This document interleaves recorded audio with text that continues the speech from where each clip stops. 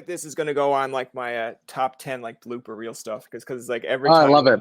We like have to do a blooper reel for yeah, what's the it's dog's name? the dog's name is actually, you know what, now that you mentioned it, I'm blanking on it there now. Oh, Cooper, there you go. Wait, your Cooper. dog's name's Cooper? Yeah. My dog's name's Cooper. Well, like Let's go.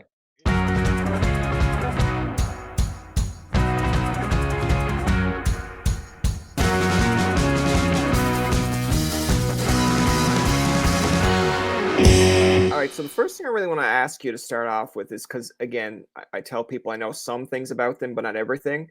Again, we like to do some research around here, but if we do too much research, it's almost like, guys, why are we having these people on? We know their whole life story. What's the point? It's like, no, give them something to talk about. So, Mm-hmm. and I know you've probably heard this question before, so that's why I'm kind of going into a different spin. Like, Mm-hmm. I heard that the reason that this band Valley South started was because of a double booking. Now, Yeah. like my spin on it is you can still tell the story, go ahead for it, but have you ever sent your sister's friends flowers or compliments that she kind of helped you all get this together? Because without her, For there is no sure. Valley. 100%. It's So crazy. Yeah. no, I was gonna say go on, tell the story because I mean, like I thought it was interesting because when someone gets double booked, like I know in the music sense, Mm-hmm. sometimes it's like, buddy, get the fuck out of the studio. This is our time. But in Right. this case, it's almost like it's a better story. Yeah. No, it's crazy. So, I mean, we started a band at a time where like, I mean, I'm not gonna make it sound old because we're not, but it's like, we started a band at a time where like the internet like existed in like a very like purified way. Like it wasn't as noisy and as communicate like there was communication, but in a very linear way. It was very like I talked like, you had MSN, you had Facebook, we had the resemblance, the like little resemblance of MySpace from our Yeah. siblings. Like it was kind of like it just wasn't what it is now, for sure. And it's at the end of high school, and you know, the real way of like meeting people and doing music and starting shows and whatever like is it was through like real like human interaction, which like obviously is just not as much of a thing anymore. But yeah, the way we met was like very much through, me and Alex were done. Alex, our bass player, we're done high school, and we weren't ready to go to college. We're like, we want to give this thing like a real shot.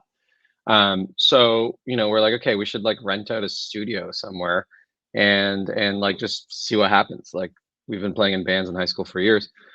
So my sister had like a best friend that in high school that like wanted to like work in a studio. So he just like started interning at a studio, and he basically was like the head engineer there at one point. And yeah, basically we just booked some time with him, and then little do we know, we like show up to the studio and Kara and Mickey are also there. He just happened to overbook us, or Yeah. overbook the studio and double book us. And yeah, we both showed up, and we're just like, I'm supposed to be here. And then they're like, no, I think we're supposed to be here. And since then, the rest is history. Like we just like loved each other's music. We're just kind of like sharing ideas. I think the first song I ever sent to Karen Mickey was like a Fleetwood Mac cover of a song called Everywhere that me and Alex did in like his parents' basement. And that kind of started the whole thing.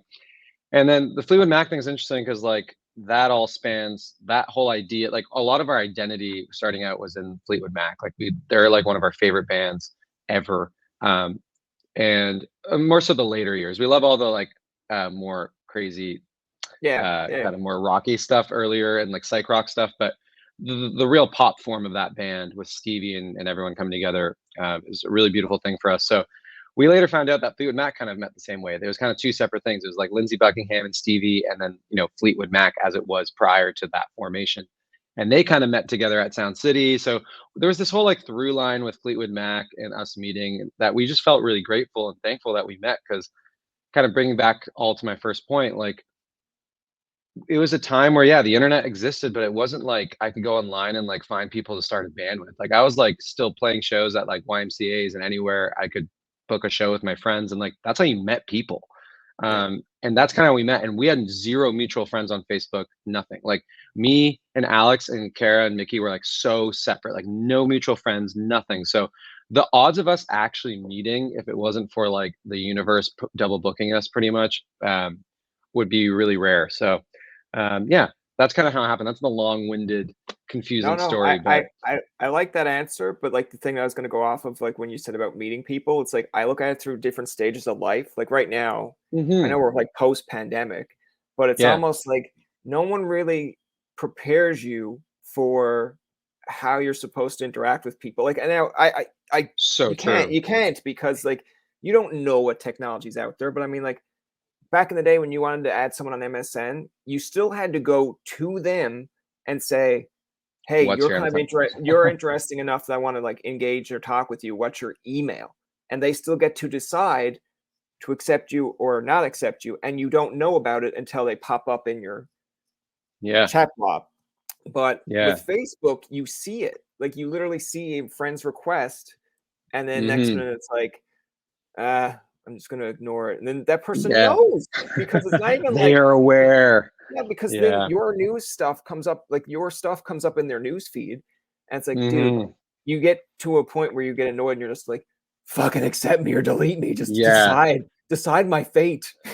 of course. Yeah. It's really interesting. But yeah, and like, nowadays it's just changed completely and we've embraced it too. We meet so many collaborators and writers and artists online and everything starts through a DM. But like, I think if we were born, a few years later, I think we maybe would have never met, or maybe we would have met on the internet through a DM, or I don't know, like who knows. But I feel like we started a band just on the cusp of like where bands coming up in our town and in our city and in Toronto were like all becoming bands and artists just because of like playing shows to nobody for years and like meeting someone through that.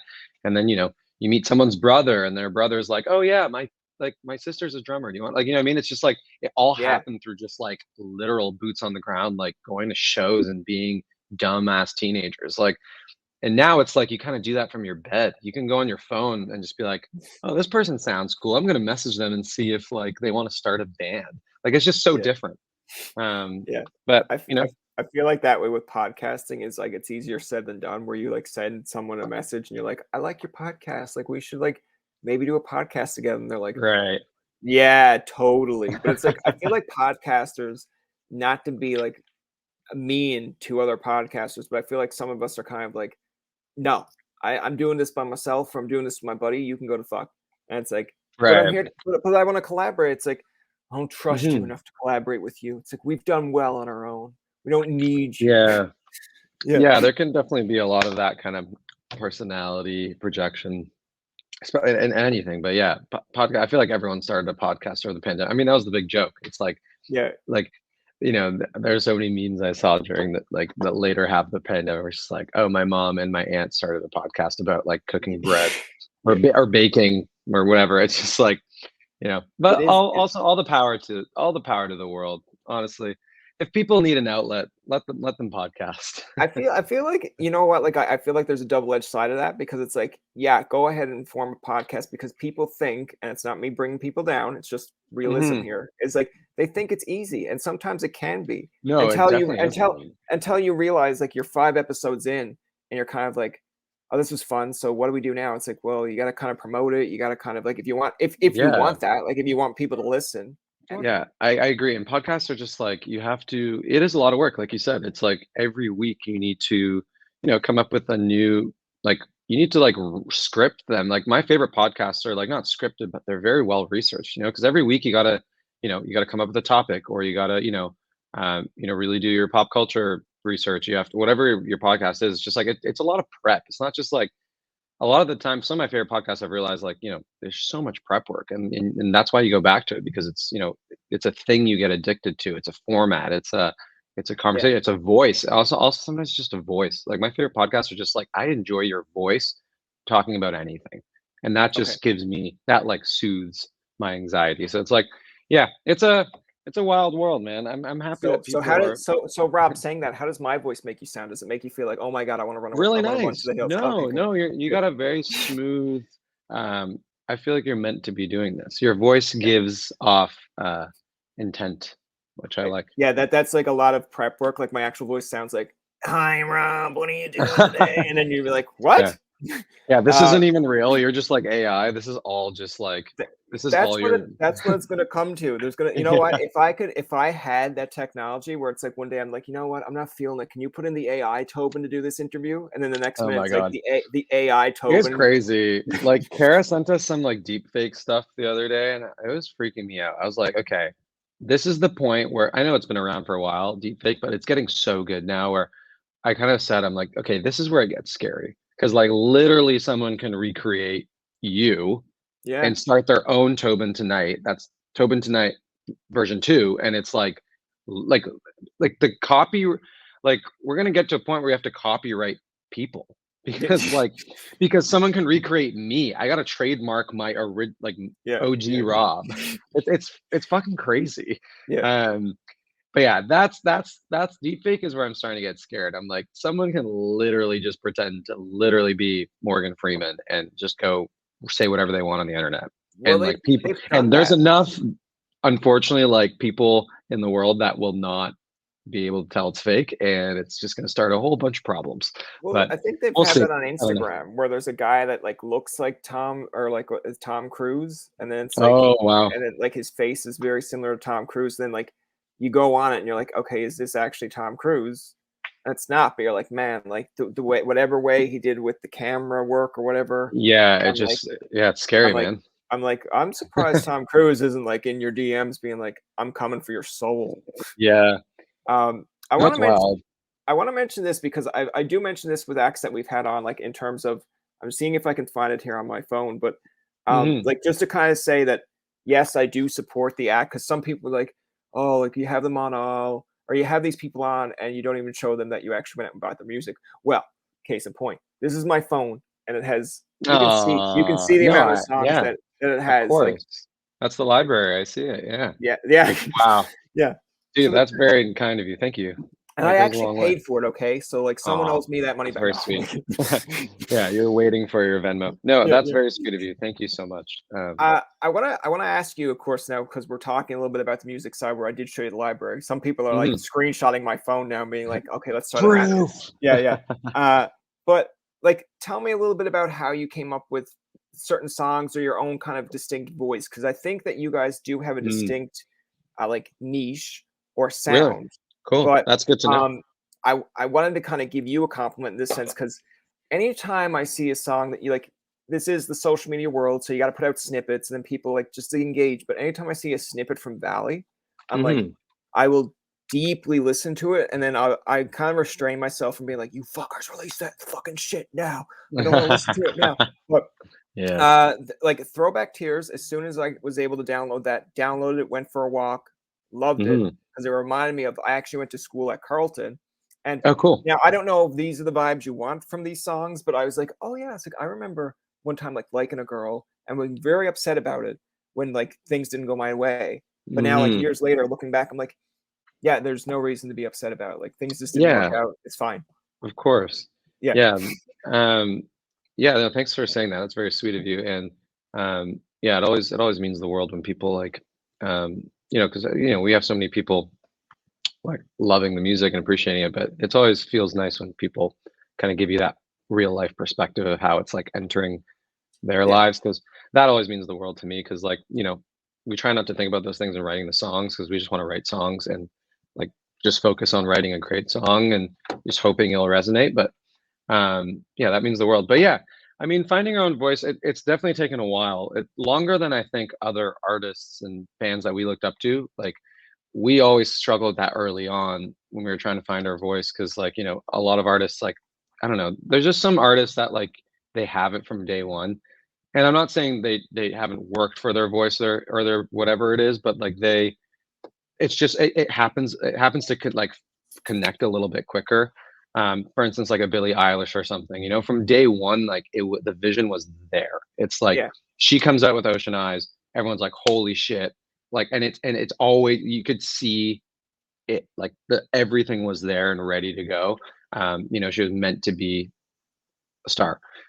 With us, it's like, okay, two separate kind of people met after high school, four crazy different personalities, really developing those personalities, getting to know each other as best friends. There was just a lot more like history to like kind of connect together. And for a while, yeah, we struggled with our sound. We're like, are we gonna, are we like a folk thing? Are we gonna like, you spent so much time genrifying, and then there was a big switch making our first record. We put out an EP called This Room Is White, and then we kind of put out Maybe, which was our debut, like coming of age. Like it was our album that we wanted to soundtrack our teenage movie, like our high school experience. And that was when we had a real pivoting point of our sound. If you listen to Maybe top to bottom, like that is like quintessential turning point for this band where it's like, okay, they have a thing now. And that stemmed a lot from us like spending years just figuring out like, okay, what did we grow up on? What are our influences? What changed us as people that like is going to influence the music? Like what makes us fucking sad? What makes us happy? Like all that, like that's just becoming best friends and like analyzing each other created our sound. And now our sound, I would say, is like it's very, we talk about real shit, obviously. That's like the most important thing to us is just like talking about real things that have happened to us or people close to us, or just like we always want to write from a perspective of believability. I think that's the biggest thing in songwriting is like make it believable. Because all people want to do is believe you. And like when people don't believe you in a song, it's like that's the hardest thing in the world to like uh to accept. But yeah, our values always a songwriting. We're like, yeah, let's make it believable, let's make it real. And we have a good sense of nostalgia in our music. We like to reference a lot of older kind of um music and like kind of melt it with what we're doing now. And I don't know, it's always just it's all over the place. I'm not really answering the question, but it's just finding the sound. Just, yeah, it took a lot of years of becoming friends and like strengthening our friendship. Like that's where it really stemmed from. And then from there, Mike and Mickey and Karis like were singing a lot more on the earlier stuff. And then like when Maybe happened, I kind of like almost, wow, we gave each other kind of more roles in the band where the strengths like really came together. So the band was like, I think Rob should. I was bringing a lot of songs to the band, and they were like, I think your voice has this like resonance that feels right for what we're doing. So I started singing more, and then Kara started kind of coming in with backgrounds and like verses, and like we always kind of like, I mean, our trademark watermark is kind of like, it's me singing the lead, and then Kara is this like beautiful luscious like cloud around my voice. That's kind of how we've designed a lot of our songs. And that's kind of, it's not like a formula, but it's just like how we get a lot of like the feeling of our band. It's always this male and female vocal, but it's not like but it's like friends singing. It never feels like, we're not romantically involved. It's always felt like this like friendship, like yearning of four emotions that are like best friends and like would die for each other. Like that's what the sound is. And a lot of that is, yeah, me and Kara kind of singing together.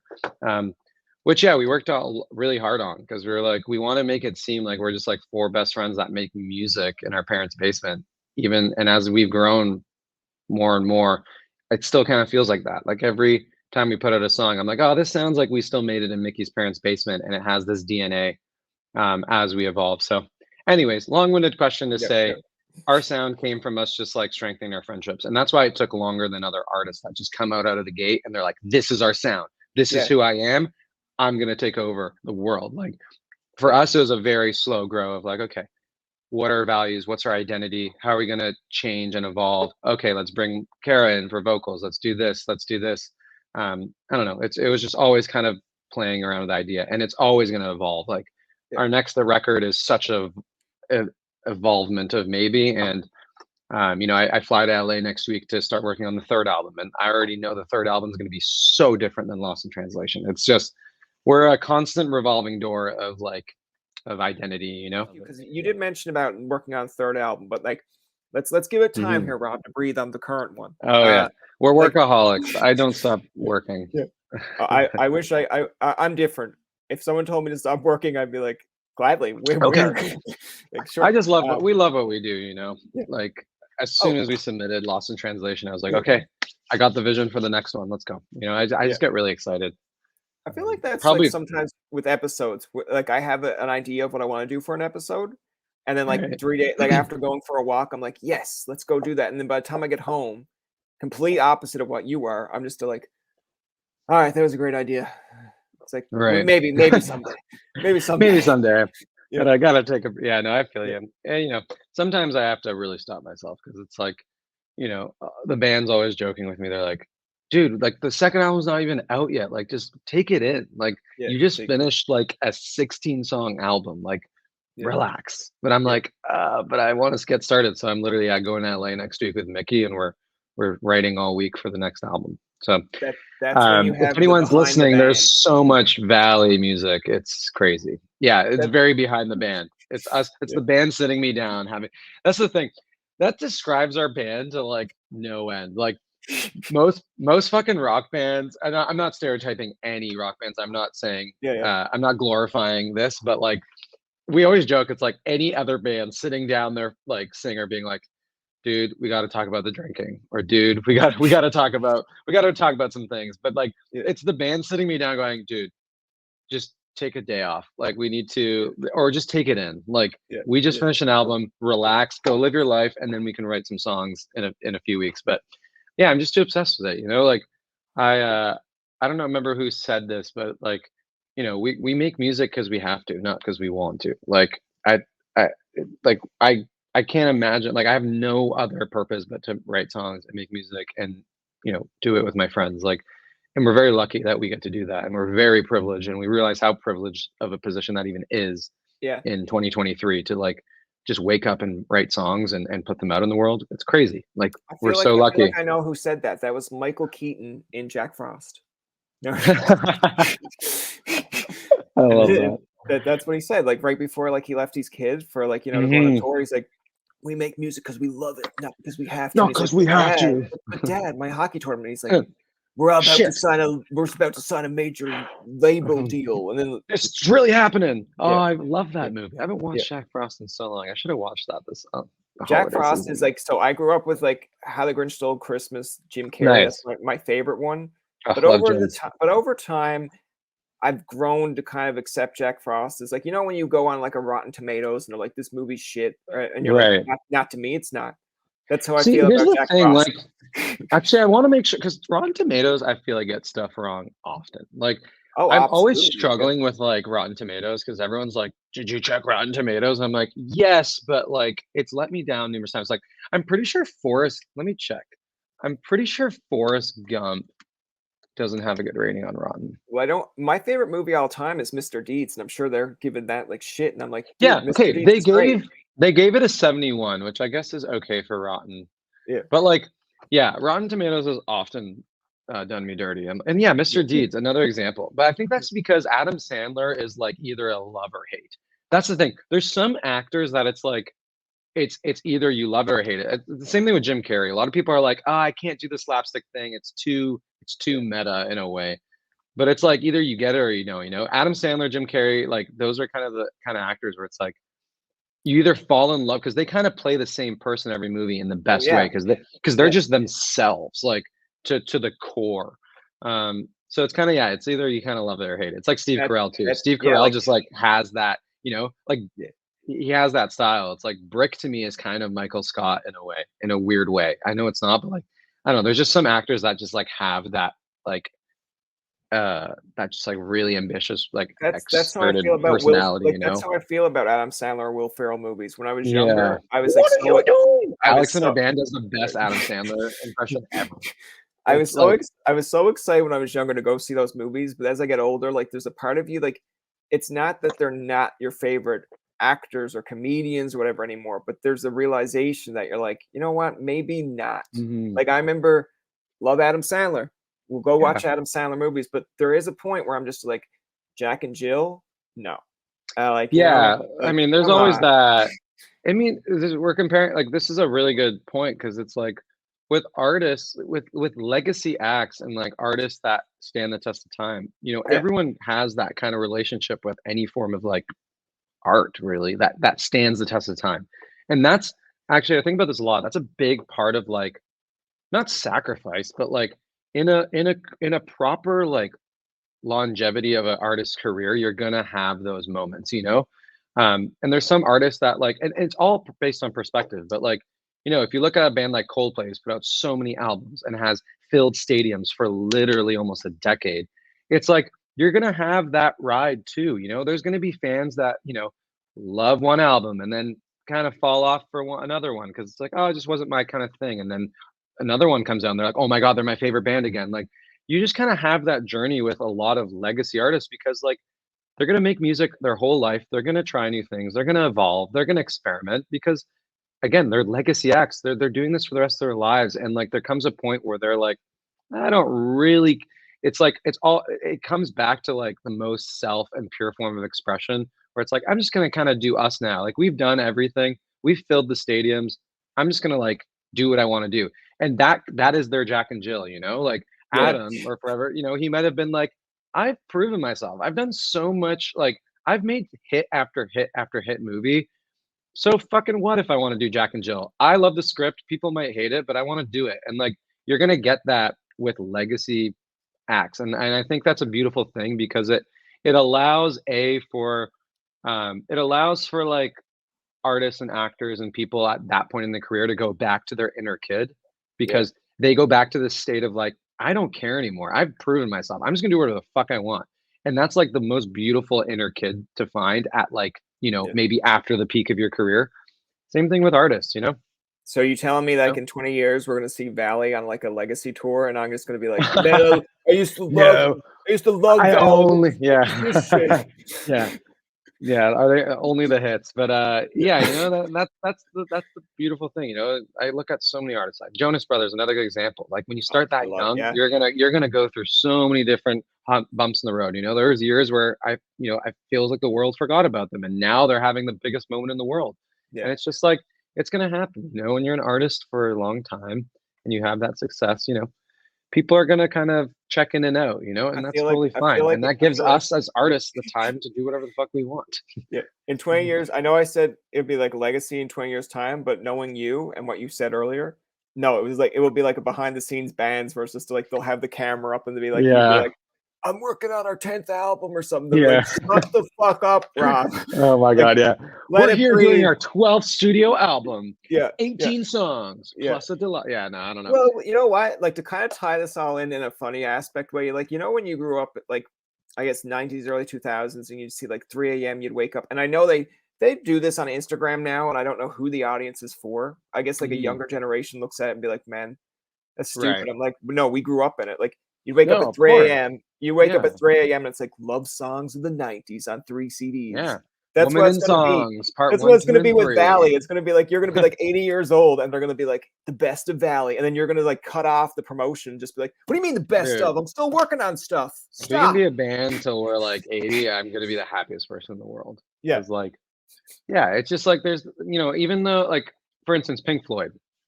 Everyone talks about Pink Floyd and like obviously they've made so many albums. Some albums that people love, some albums that people don't even fucking know exist. But like, I say Pink Floyd, we think of The Wall or Dark Side of the Moon. Like those are the albums that changed the world. yeah, But they've put out like David Gilmour and like for instance, I just saw him recently with my dad. Like he's put out so much more music and they've done so much stuff, but like you can tell he's just so like carefree and just doing what he wants. Not that like that matters, but it's like, we saw him live. He's just like ripping hours and hours of music, bunch of B-sides, like songs he hasn't put out yet. It's just like it's such a beautiful thing where he's just like, I don't know, I've kind of done it. I've done like I showed the world what I'm capable of. We put out some game-changing albums and now I'm just kind of like retired, but I get to still tour arenas. Like it's like such a beautiful, pure place to be. So I always like hope every artist, actor, whatever, just like finds that inner child once they've, proven themselves to the world. Because at the end of the day, everyone just wants to prove themselves in the world and say that, I matter, the art I make matters. But, for instance, I saw you were doing an interview with John Stamos. yeah. I was gonna reference that with the That dog, was where I so said, beautiful. yeah, yeah, Yeah, that was such a beautiful conversation because it's like he's another example, started so young, like, Full House and whatever. Like he's done so many iconic roles, and then there was a season where he started doing, I think it was Dancing with the Stars and this and that. Like, he's just like comes a point where it's like, okay, what do I want to do? The world knows I'm John Stamos and I kick ass. Now I just get to like be me.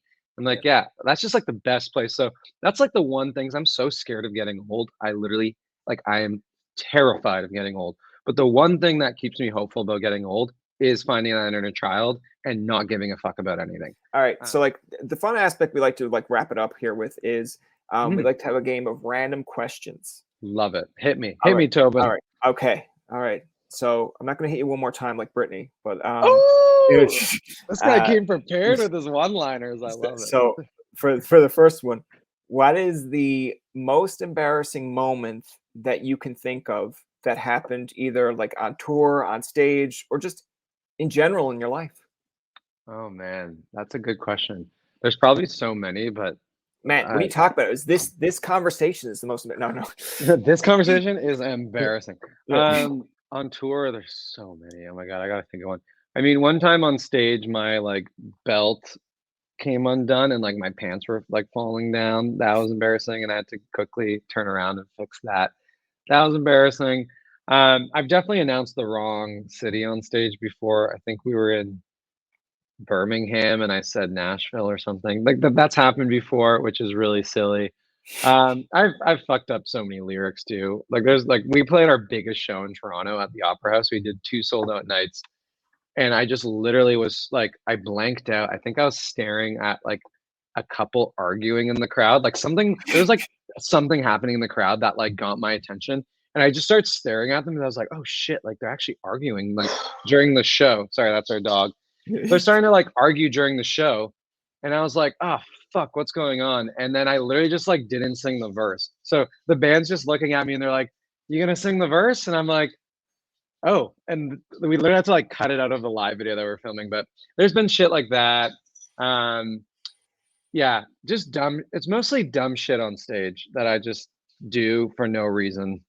Um, but yeah, wrong city on stage is like pretty like that's a classic one, but Yeah. it hurts because people actually kind of judge you for it. They're like, Yeah. you little bitch, like you literally don't even like know where you are right now. And then artists are like, yeah, but like I just it's so funny because artists are like, yeah, I just wake up and roll off the bus. I don't know where I am at any time. I'm like, you're there for a day, you know where you are. So there's no Yeah. excuse. Yeah. So yeah, I've definitely done that. But anyways, long-winded answer to embarrassing moments I for feel sure. like so like to kind of give you mine just because I don't want to leave you hanging. It's like Hmm. I remember doing like so the one some of they're not embarrassing because you look back at them later maybe and be like, you know what, like you'll have it as a memory. But the Right. Stamos conversation you're talking about, my Uh-huh. dad, because like right here, like so on the door, there's a door here that leads to Uh-huh. my room, and my dad walked in while we were doing the interview, and Uh-huh. he was like, so John was waving, and I was like, well, I got the earbuds and he can't hear you. So then I was Right. waving my dad over, and he's like, who's that? And I was just like, I was like, uh-oh. Oh my And then God. he finally, and then I was like, Dad, he's on like Full House, and Dad doesn't watch anything, so he doesn't know. Yeah. And then he comes over, He's and like he's like, not aware. and then I love it I though. was like, just say hello to him, Dad. Like, don't be rude. And he's like, I don't got my teeth in. And I was like, Oh oh, my and then God. Stamos Cute heard guy. that, and he's like, Uh-huh. it's okay, I don't got my teeth in either. I'm like, both of you are Oh, idiots. Like, that is Stamos, no, but don't that is make the it worse. perfect moment. That is such a John Stamos thing, though. Like, you know what I mean? Yeah, That's just such a clever and funny way of dealing with the like situation. I love that. yeah. That makes me so happy. I felt bad because I'm like, now I gotta send this to his PR person to be like, here's the whole interview, and Oh then like no, that's cute. I then think they're that's just a like, cute wait, your moment. dad doesn't know who Stamos is. I'd be like, to be fair, if you told me to go interview someone from like Happy Days, I'd be like, Yeah, to be all like, right, who? yeah, I'd be like, Maybe I who? know. I'd I be like, think yeah, I know a happy day for yeah. sure. The next random question we have is, Uh-huh. uh, all right, what's a song that you do like performing on stage compared to like not that it's the most popular, but one that Uh-huh. you're personally like, I like it. Fuck you guys. 100%. Um, there's a lot off our first record. Right now, we're in the middle of like we're at a point where we have so many songs that it's like making a set list is kind of like a case study. Like all of us have to get in a room and be like, okay, like talk about the flow of the set. How is this song gonna flow into this song? And what are people thinking at this point in the set? And why this song doesn't feel right to this song? It's just the whole psychology of it. But one song that we've been playing in rehearsal that we're excited to bring back is a song called Sports Car off our record, maybe. Um, that one is like kind of a deep cult cut um, for our fans, and yeah, it's just been really fun to play. Like it's this very like nostalgic kind of high school love anthem. So we've been doing that, which I'm excited for. But yeah, I would say Sports Car, Watery Brain. Those are two kind of deep cuts from Maybe, and they're really fun, special songs. Who do you think in the band would be like the first one to say, I'm done, it's over? Like, not that they necessarily are leaving the band, but they're just like Right. annoyed at something that one of you did and said, fuck it, Oh I my can't do it God. anymore.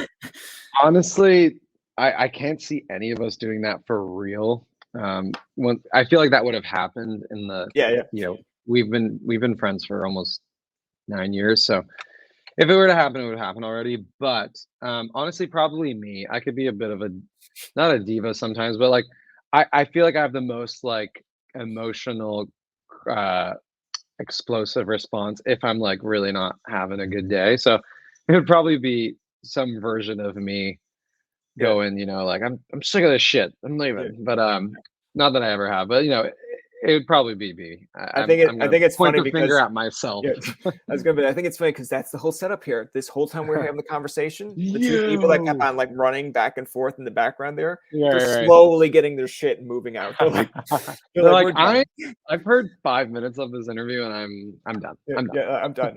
He talks a lot about himself. And they're like, no, no. It's like that's it. Like it's like it would be Mhm, instead of it being Valley, you see just the mhm. other three members. Like so, Kara, Mike, or yeah, Mickey and Alex. They just leave and they're like, Yeah. you know what? Instead of the song "Fuck D12" I'm out of this band, they're like, "Fuck Rob, I'm out of this band." And you're just like, hey, that's about me. Oh my god. It's Um, about me now. But yeah, I'll point the finger at myself. yeah. That can be annoying. That's going to do it for this episode of Tobin Tonight. Our thanks to Rob Laska from the band Valley for coming on to the show. Remember, you can find past, present, and future episodes on TobinTonight.com, Spotify, and iTunes. Follow us on Twitter, like us on Facebook, and leave a comment or two. For Tobin and myself, this is Jacob saying thank you for listening and good night.